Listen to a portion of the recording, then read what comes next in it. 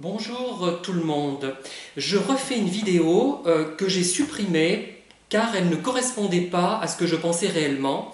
Je pense qu'une partie de la vidéo était le reflet de ma pensée, de mes idées, et la fin de la vidéo sombrait dans la banalité, dans la vulgarité et dans les reproches parfaitement injustifiés. Aussi vais-je rectifier le tir et refaire une vidéo sur le thème de l'émission de Sophie Davant, animée par Sophie Davant plus exactement, Affaires conclues.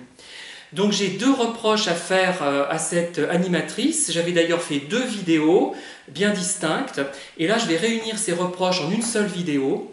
Le premier reproche, c'est lorsque Madame Davant regarde, contemple, admire, enfin entre guillemets, c'est un peu ironique, une œuvre. C'est l'œuvre d'une dame assez un petit peu âgée qui a peint Sophie Davant. Moi je trouve avec compétence, je ne serais pas capable d'en faire autant et qu'il l'a habillée d'une manière qui ne correspondait pas apparemment au desiderata de Sophie Davant. Voilà. Donc j'ai été un peu choqué, enfin même franchement choqué par l'attitude de l'animatrice. On a le droit d'aimer ou de ne pas aimer une œuvre d'art, je suis le premier à le défendre, hein, défendre cette idée, mais moi quand je me permets de critiquer une œuvre d'art, c'est l'œuvre d'art d'une personne qui aura pignon sur rue, qui sera très célèbre, et qui, du fait de sa célébrité, doit s'attendre à quelques attaques. Hein. Je ne vais pas critiquer quelqu'un qui a fait ce qu'il ou ce qu'elle pouvait, avec parfois une relative compétence, mais sans être forcément génial. Hein. Ça peut arriver d'ailleurs aussi, hein. Il y a des inconnus qui sont géniaux, qui ont énormément de talent. Et voilà, moi je vais dire d'une œuvre, je la trouve peu réussie, mauvaise, inadaptée, etc. Je vais trouver des critères qui me sont personnels. Je ne serai jamais insultant, je ne vais jamais dire c'est nul, je vais dire ça ne me plaît pas pour telle raison. Et j'éviterai le côté ironique. Si par exemple un jour quelqu'un décide de faire mon portrait et que ce portrait, à mon avis, ne correspond pas à ce que je suis et que je me rends compte que quand même la personne a fait preuve d'un certain talent et surtout qu'elle s'est intéressée à moi au point de réaliser un de mes portraits, eh bien je vais être très positif. Ça va masquer même la médiocrité du portrait et je pense que si la personne est vraiment d'ailleurs sincère dans ce qu'elle a fait, le portrait ne sera jamais franchement mauvais. Voilà, quelqu'un qui a un bon état d'esprit, à part quelques cas particuliers peut-être, ne sera jamais franchement nul. Voilà, moi c'est mon idée. Hein. Et cet artiste donc, qui participait à l'émission Affaires conclues et qui voulait vendre le portrait de Sophie Davant, à mon avis avait peint quelque chose de tout à fait honorable, enfin du moins ce qu'on pouvait voir à la télé. Ce n'était certainement pas le chef-d'œuvre impérissable du siècle, encore qu'il y a beaucoup d'œuvres qui passent pour des chefs-d'œuvre et qui sont très discutables à mon sens, et pas seulement à mon sens à moi, hein, pour d'autres personnes. Hein. Et c'était, moi je l'aurais volontiers mis dans ma chambre à coucher, peut-être dans mon salon, je ne sais pas, mais j'aurais été tellement fier qu'on fasse mon portrait, même en étant quelqu'un de célèbre, hein, que j'aurais au contraire, narcissique comme je suis, montré à tout le monde que voilà, je suis pas mal, on fait mon portrait, c'est qu'on m'aime, c'est que je suis beau, c'est que je suis quelqu'un d'intéressant, c'est que j'ai de l'importance. Voilà, donc voilà le premier reproche. Deuxième reproche, c'était par rapport à la levrette. Il y avait une commissaire priseuse, j'ai vu ça, qu'on devait le dire finalement, qui présentait donc un lévrier, une levrette, parce que peut-être était-ce cette variété hein, d'animal. Tout dépendait de la taille, nous dit la commissaire priseuse. Et Sophie Davant se met à rire.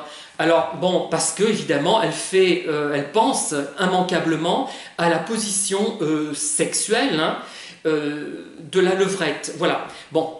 Alors, voilà ce que je pense de cette... ce qui m'a gêné, c'est pas tellement ça... Enfin, si, c'est ça déjà, mais c'est qu'ensuite, dans une émission de Monsieur Laurent Ruquier, elle explique que sa collègue commissaire priseuse n'a aucun humour.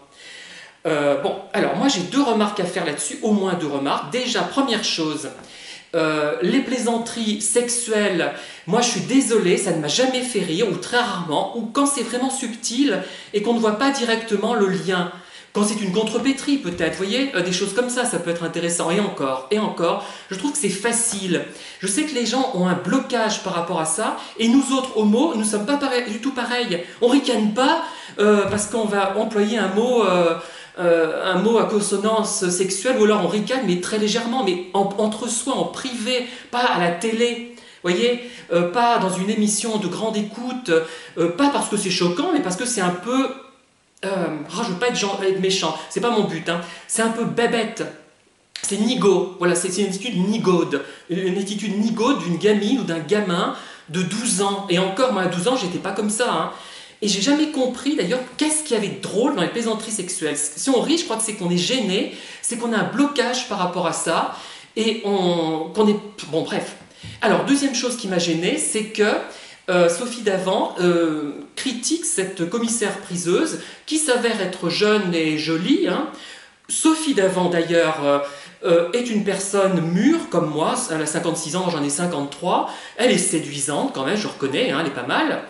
Même si, bon, après, les goûts et les couleurs, ça je veux dire, les coiffures, bon, ça c'est une question. Moi, vous n'aimez certainement pas ma coiffure, mais j'ai pas beaucoup de cheveux, donc je peux pas faire mieux, hein.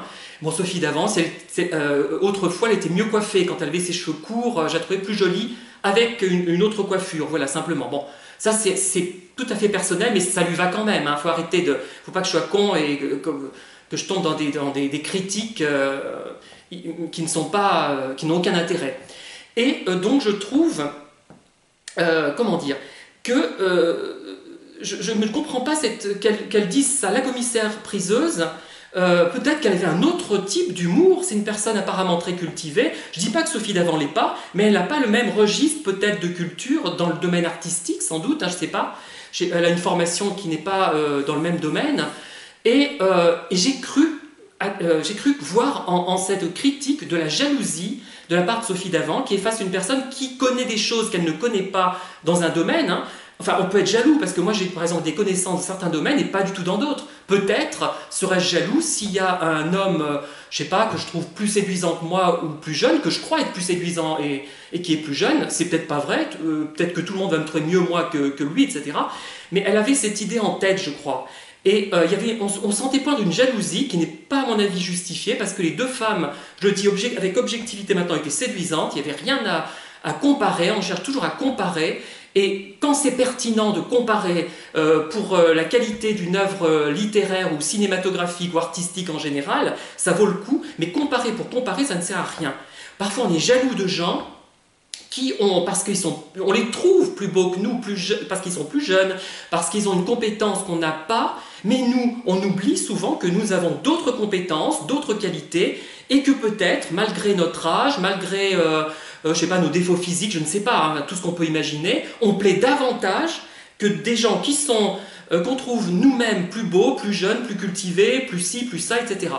Voilà, donc je trouve ça navrant, cette jalousie par rapport à ça. Mais peut-être que je me trompe, hein, je ne sais pas ce qu'il en était. Toujours est-il que je pense qu'il faut être très prudent quand on critique quelque chose, surtout quand ça vient d'une personne qui fait preuve d'une grande sincérité dans la création. Moi, je suis toujours très gentil quand je vois que les gens ne sont pas des imposteurs, hein, dans la création, qui ne cherchent pas forcément à faire des ventes. Je suis toujours très prudent et très gentil. Mais quand je me rends compte qu'ils sont riches et qu'ils gagnent de l'argent en produisant des œuvres qui ne valent rien, alors là, j'y vais, enfin pas carrément, parce que je ne suis jamais ordurier, j'ai une façon de parler un peu vieille France, un peu sophistiquée, un peu soutenue.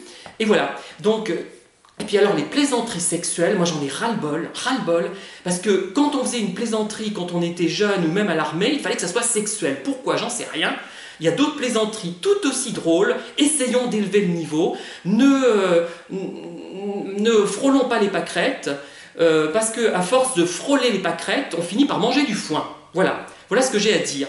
Et ceux qui trouveraient que cette vidéo n'a pas d'intérêt, moi je dirais qu'il faut qu'ils réfléchissent à ce que la télé donne comme image des personnes. Il faut relever le niveau. Je ne dis pas que toutes les émissions avec Sophie Davant ne sont pas bien. J'ai l'impression qu'elle a été très bien à de nombreuses reprises, hein. Mais il faut faire très attention, il ne faut pas blesser les gens. Et comme j'ai pu le faire d'ailleurs dans d'autres vidéos, je le regrette, je les ai supprimées parce qu'elles étaient indignes de moi, elles étaient indignes d'être diffusées et je m'en suis rendu compte un peu trop tard. Voilà. Donc c'est important et de ne pas toujours tomber dans le lieu commun, dans la banalité de la plaisanterie sexuelle. On en a ras-le-bol de ça, moi je n'en peux plus. Je trouve ça lamentable, je trouve pas ça drôle du tout. Puisque la sexualité, bon, peut-être parce que je suis homo, on en parle couramment, quoi. On s'emmerde pas à ricaner parce qu'on est gêné, parce qu'on est embourgeoisé. Non, non, c'est pas ça. Hein. Moi, je trouve que la sexualité, c'est une forme de plaisir qu'on prend de différentes manières, mais il faut arrêter de toujours ricaner, de toujours ressentir de la gêne par rapport à quelque chose de banal et de normal. Voilà. Merci de m'avoir écouté, j'espère avoir été plus convaincant que lors de mes autres vidéos. En tout cas, je vous dis à très bientôt et vous souhaite une excellente journée.